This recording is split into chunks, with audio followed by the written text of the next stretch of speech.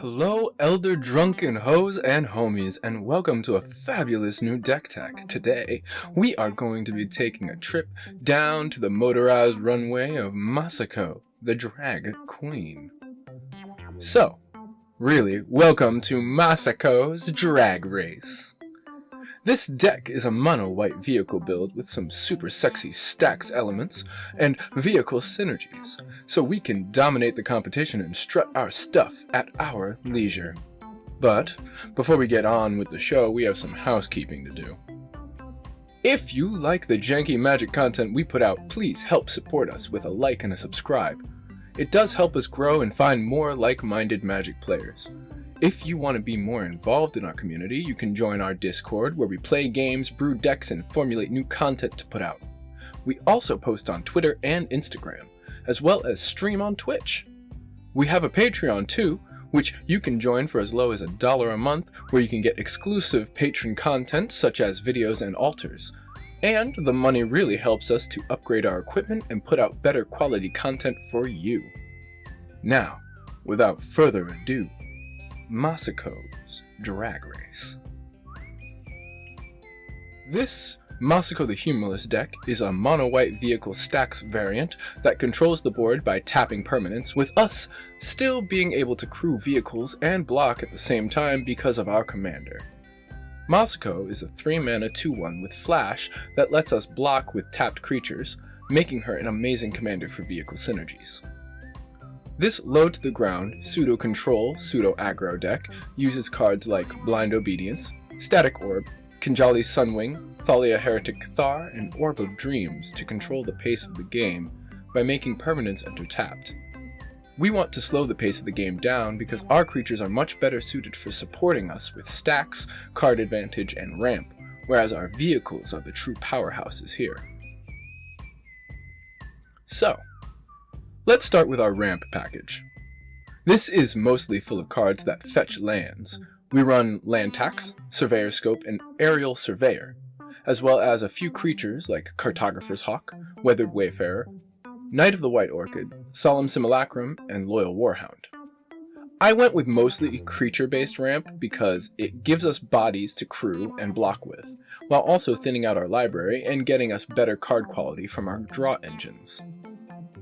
We should talk about our other stacks elements next because they dictate the pace of the game, and can keep our opponents as a captive audience. We have a stacks package that is here to slow down our opponents outside of our tap stacks. We have Archon of Emeria, Draenith Magistrate, Ethersworn Canonist, and Aven Mind Sensor, all of which halt our opponents' movements so we can beat them down with our dope set of wheels. The last element of the deck I want to touch on before we get into some more specific stuff is our card advantage engines, outside of land ramp. Here we have some other spice Masako keeps in her rack.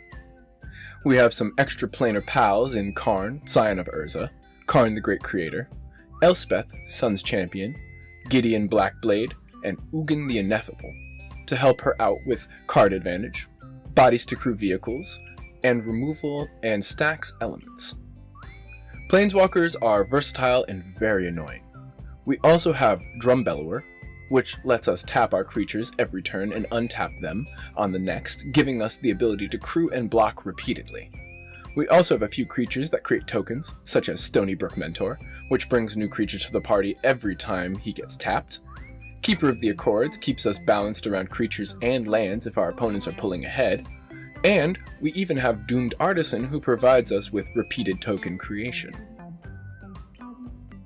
We have a few cards that are boss-ass card advantage, such as Mangara the Diplomat, Shram, Senior Edificer, Oswald Fiddlebender, Ranger Captain of Eos, and Recruiter of the Guard. Lastly, before we get into the vehicle package, we have Odric Lunar Marshal and Karn Silver Golem. Odric lets us share keywords across the board, increasing our combat potential, and Karn lets us cheat at our crew costs, for better or worse, depending on the vehicle.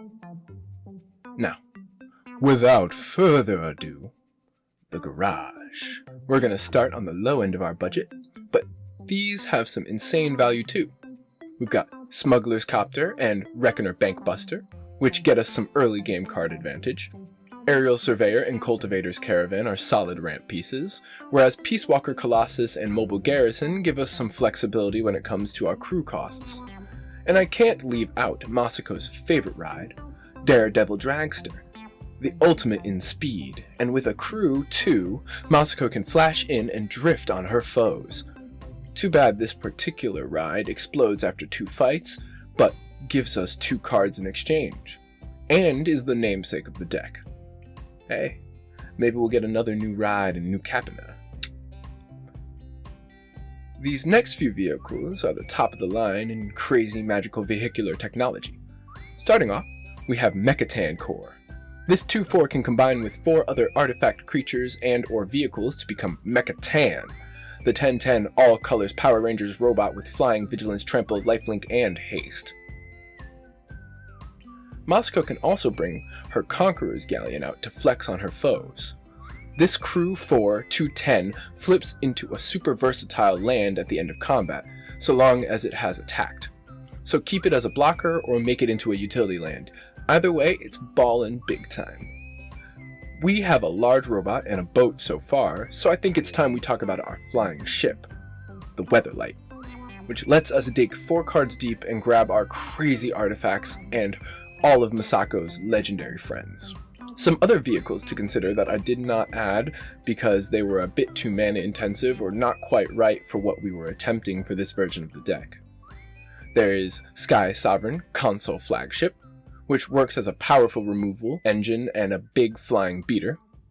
Parhelion 2, which generates 2 4/4 angels with vigilance whenever it attacks, and it also has flying, first strike, and vigilance itself. You may also consider Dermo Taxi for Grave Return and Raider's Carve for ramp/card advantage. We have a singular combo in the deck, which uses Isochron Scepter and an untap package.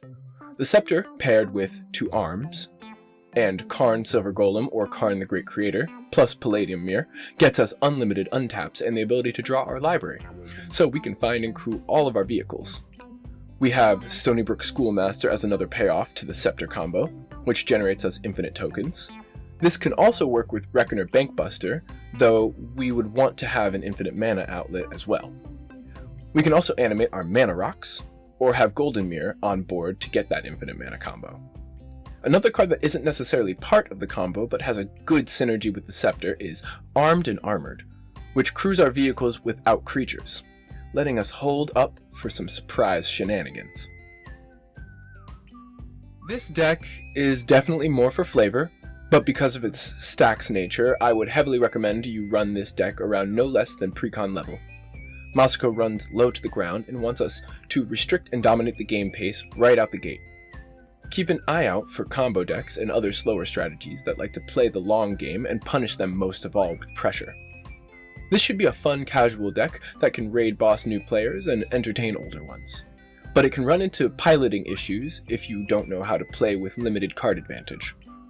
Overall, I'd say this deck is fun with a decent learning curve and some interesting synergies that I hope we get more new toys for in the future. And with that, thanks for coming down to the Drag Show.